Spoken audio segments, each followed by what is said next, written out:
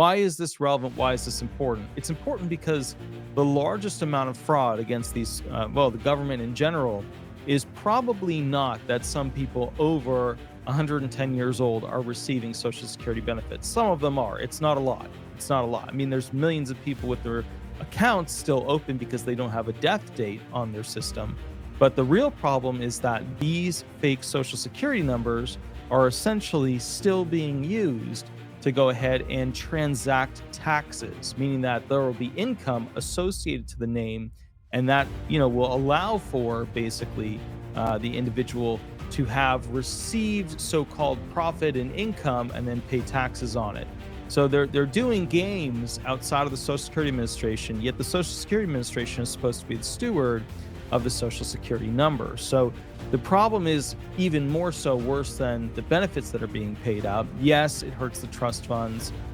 Yes, it hurts the overall effect that we have of believing that the Social Security Administration is running as it's supposed to, because it has a lot of fraud, it has a lot of waste.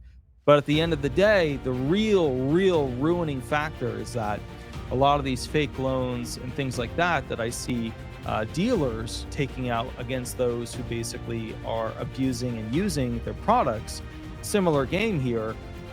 They're basically using these impossibly old people to go ahead and, defer payments that they would have to make on taxes, or have that person have the earnings attached to them to keep them in a lower tax bracket.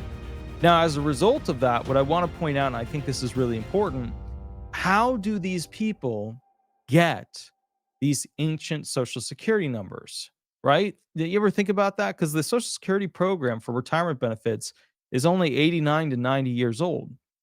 So, how do these criminals, unless there was somebody feeding them the information from inside, okay, the Social Security Administration, how do these criminals actually get these Social Security numbers?